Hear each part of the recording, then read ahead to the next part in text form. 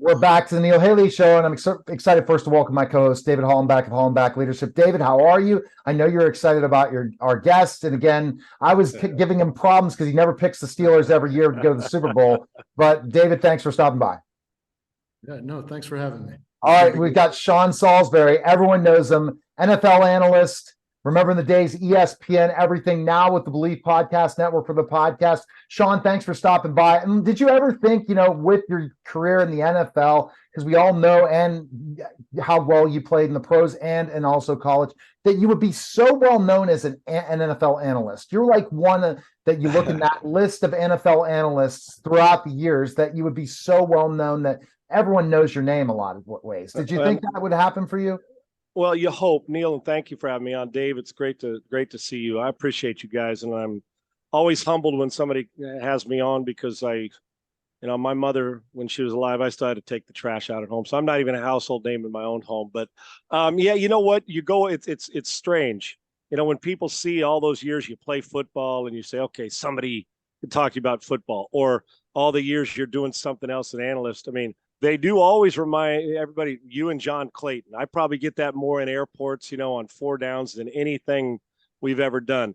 I guess growing up, my dad said, you're going to make it with your mouth and your right arm. You'll put that brain together. You don't want to do what I do. And he was a blue collar construction worker. So I never thought about it, Neil, to be honest with you, in the career. I was never in it. And maybe that helped I hope somebody recognized me walk the airport. I always took it as a compliment because it meant that I was doing good work. Now, not everybody that walked through the airport like if I didn't pick your Steelers, not everybody liked what I had to say, but that's okay. I never made it personal. I tried to be fair to the player and not talk under the expert or over the person who may not have ever watched football. And I was always I like to say prepared my ass off, but I was fair and honest and transparent, but opinionated. That's what they paid me to do. So it's truth with my football career. You always wish that I'd have won 5 Super Bowls and I'd have been a career like Big Ben or Tom Brady, but it didn't happen. I was able to play 10 years. And I guess the reason why people do is when I was on TV 12 years, it felt like every day. Probably people got like, I'm tired of seeing this cat on TV, but I worked at it and I think I was respectful. And when you've played it, but also respectful of the players, but also not afraid to criticize or compliment. I always, guys, and I'll just tell you this real quick. When I went on television, this is honest to God truth from the day one. I had my boss tell me something I don't know, and you don't have to get everything in one show because NFL Live was 5 days a week. And so my goal was to just try to be great at it, good first and great, and get a clue and learn from Dan Patrick and Stuart Scott and Rich Eisen and Mike Tirico, the best of the best on how to do television, the mechanics, because I knew I would always be prepared. And so when they put you on there and the boss said, tell me something I don't know, and you don't have to get it all in. And I learned a great deal that day to just look into the camera and pound hard 1 or 2 topics. And it worked, but I never went in thinking I got to do this to be popular. I did it to be good. And every single show for 12 years I went on, and this is, I promise you, as I'm sitting here, my first thought was, if Bill Belichick is watching, what would he say? And that's truth. In my mind, I wanted to know whether he was or wasn't. Was I saying something where he'd say that guy's full of crap, or okay, now he knows? Because I said, well, if you want to play quarterback, you want to be Brady. If you want to be coach, if it's now you want Andy Reid or you want Bill Belichick, you want to make sure that those guys. And then I always wanted to teach that if somebody that was watching for the first time tuned in, would I be able to teach them something? So, but to make a great question too long, I never thought about being more popular in any of it. I wanted to be good. And it turns out when you're in a coat and tie on TV every day, you seem to get noticed more than you do behind a helmet. Plus, I was probably a little bit better at talking it than throwing it. So I understand that. Well, but it's just great to continue to have that career life after football, and so many people have those problems. Go ahead, David. Right, what do you want to ask Sean before we go into the Believe podcast, because we have a short time with him? But go ahead, David, with your question.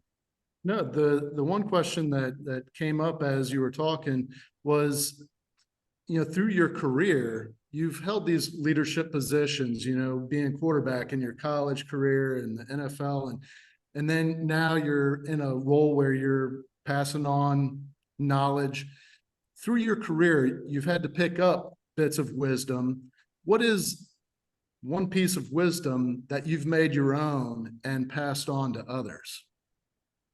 A lot of them, and you'll look, Dave, behind me, and I can't see as I'm getting my office, but about 30 of the books behind me are all leadership books, books I've learned. And you guys know this, Neil and Dave, you take something good from somebody all the time. You know, a guy, oh, this is good, this is great, 5 of those pieces. And then you learn what you'd like to, like, get the clutter out, right? I guess, you know, first off, I'm going to tell you the greatest advice I ever got when interviewing people. And I think that's a great, you know, we do it all the time on our shows, right, guys? No matter what how to get people to feel comfortable. And there is an art to it that we still try to master. And I believe Dan Patrick's the best interviewer I've ever done. I learned so much from Dan Patrick. So listen, it's an honor to say that. I'm going to go back to you, and then we'll go back and forth just because, man, I learned from Mike Golick, Dan Patrick, morning show. I never thought I'd be sitting here talking to Sean Salisbury. Well, I didn't, and I never thought I'd get the chance to interview Mike Golick, which I got to. And we should be talking to you and saying, "What do you're do a great job." So we're honored to be on with you. So, but I mean, I just learned from you guys. I sat and work doing a job I didn't like, listening to all you guys on the radio or on television and saying, and I just created my own thing, but I never thought that would happen. So someday, and I have dreams beyond dreams, but you're right. You pick up those different wisdom, but go ahead, go back. And I'm with you. I'm the same way. I still think like a kid, like I want to learn from that. And here at my age, I still believe that the best part of my career is still in front of me, because while we all talk, I learned a long time ago that to have 2 ears and 1 mouth, and when smarter people are talking, to use them accordingly. But Dave, I love the question, and I think about it all the time. And when it comes to the interview part, I remember I was doing an interview with Dan when I was doing his show, he and Rob Dibble and I. And I asked a question because it was in my infancy of this career. Normally it's used to being asked the question. And I asked the question, and it was too long. I didn't know it was too long. And you ask the question, and then you try to tell the person you're interviewing what you know, and then you re-ask the question. So we got done, and Dan and I went, and Dan took me aside. He goes, "Let me give you a little," and as only Dan can, and he's one of my best friends in the world as we developed that relationship. But he said, "Listen," he goes, "you have a guest on for a reason." He goes, "Think about the questions of why, how, when." He goes, "Sometimes that's the best response." So he goes, "You don't have to tell everybody, we got the guest on. You can talk about it when the guest is done. We go back and talk. Utilize it, get as many questions as you can." So I learned to be very minimalist in interviewing. Like in a game, you watch Pat Summerall. Summerall was so good at just down and distance, the play. Madden went crazy, did his thing. And I watched Dan, and Dan has a way of getting a guy comfortable early, asking him a question that's not 4 questions in one and going, belaboring a point. He asks the question, the guy answers it, Dan retees. And the key is Dan listens during an interview. And so I learned, instead of write 40 questions down, which I don't write them down anymore, the initial one, and then I'm feeding off a guy and say, okay, because you miss too much. If you're too worried about the next one, you miss out on what you may be pouncing on. So I learned to interview, and I'm not good at much, but I've learned to be a good interviewer, because the guy I have on, he's a guest for a reason. And Dan, there will not be a better sports interviewer than Dan Patrick. There may be there's a lot that are really good. So that's one piece of wisdom. And I guess for me, that knowing that I wasn't a first-round draft pick in this business, how was I going to carve it to where I was looked at as a first-round analyst or a first-rate analyst? I had been whatever you control, what I can control in my preparation and in my opinion. And if you're afraid in this business to give a strong opinion, then you will wilt and go away and never make it personal. So those things I've applied. And these books behind me, there's a quote here or this. And I always learned that if you're going to be a great leader, don't tell them how to do it, show them first. Yeah. And I've tried to do that. And in the second part of it, I think that it's important that I've learned how to manage tasks and lead people. And there is a difference. I don't manage people.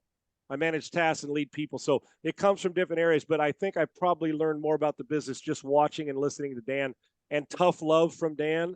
And then the analyst part, watching great analysts that pound it, and do it, and get it done right. And you take something good from everybody. And I know there's a lot smarter people in the room than me. So it's been a great benefit for my career. I mean, you worked with so many different people at ESPN, Sean.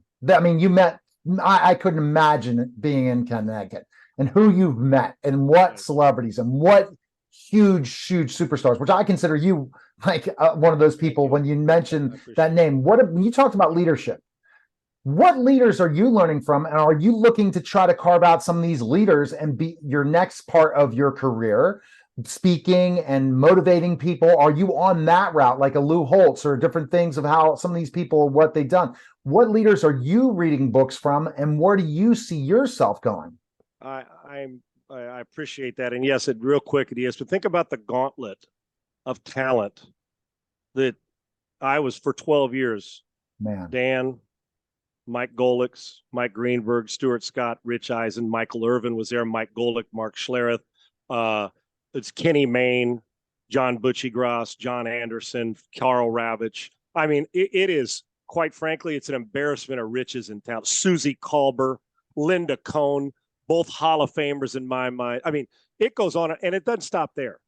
The people behind the scenes that pushed you and put you in position to be successful, like the intern or the production assistant who sprints down the hallway to make sure the highlight is ready for you and doesn't get mentioned unless you take them to dinner, and in truth is going to own and run their own business someday and be a star.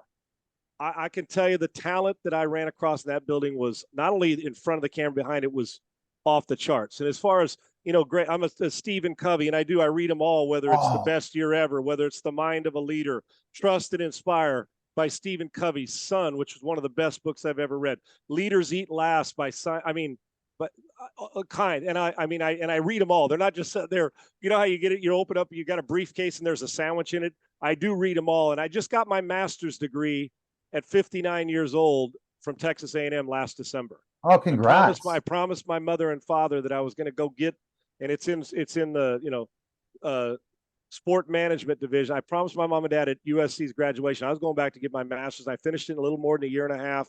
Both of them have passed away. My mother was alive when I started it. And so I got that. And that goes back to Dave, what you're talking about, Neil, about leadership and taking something. So yes, the next part of my career would love to write a feel-good book about how to hit rock bottom and bounce back up and take something from leaders. But for me, public speaking, I would love to be in a speaker's bureau where I go around doing 40 of those a year. I have no idea why you've not done it yet. Between coaching quarterbacks and this, I want to, and I haven't pushed it enough, but now with this, I don't know, I guess a master's degree, maybe people think I'm smarter, but I'm not, I just worked at it. So hopefully I can apply it, but that is the next level. I've been fortunate to do great, TV and radio and still doing it and able to teach quarterbacks and train them. But yeah. I have a burning desire and a yearning to go and stand it. And I've done, some Fortune 500 speeches as a player and early on at ESPN, but I am so committed to learning and teaching now again that I would love to start doing it. And hopefully there's a step there, that the next step where it's a consistent thing, not just, 8 of them a year. I would love to help you. We're going to definitely talk off air. Carl Mecklenburg is the best at this. He does a phenomenal job at it. But again, I think you should go on Gary Vee's show, and that would get you even more knowledge now with the younger generation. And Gary Vee would talk about the Jets. You need to reach out to him. That's my take. I'm all in. Fair enough. Oh yeah, but we have to definitely talk about it because I'm not too proud to beg, brother. I'm not too proud to beg. Okay. All right, David. Next question. I let our last guest, who's an Emmy Award music guy, coming on next. But let's go, David, with one more question before we talk about the Believe Podcast Network with Sean. Go ahead, Dave. Well, my next question was about the podcast. How he ended up.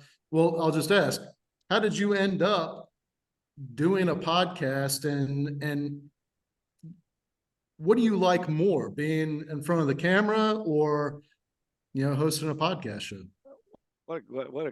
I've bowled that over a lot. I think we all like, as we joke around when we were at ESPN, we say, man, we got to have the moneymaker on TV, right? When in truth, it's not much of a moneymaker. But I loved the urgency of live television, Dave. Loved it. Where the lights, real quick story, on Monday Night Countdown, sitting in Chris Berman, as we know, one of the guys, a legend.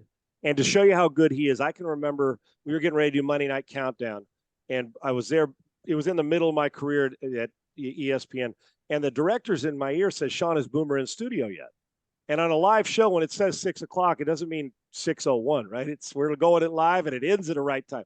And I said, no, he's not in yet. He'll be here. I said, he'll be here. And Boomer, the ties to the right, and he's putting the jacket on, and you're like, he's frazzled. He's going and talking fast. And you're like, but this guy is such a stud. So I sit there and watch, and it gets down the count. Now we're inside of 30 seconds.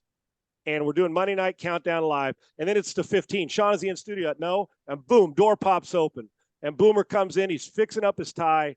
Comes at set, and they're going 10, 9, sets his scripts down and fixes it, puts his earpiece in, and he's talking and getting ready. And 3, 2. And all of a sudden, like he'd been sitting in the chair for an hour, ready to stare at the camera, goes, it's a special Thursday night edition of Monday Night Football. There it is. My point is, he jumped right in as if he didn't miss a beat, right? So some of us sat in that chair for 10 minutes, and a guy like that pops in and gets you rolling. So I love the urgency of live TV like that, like, damn, Boomer.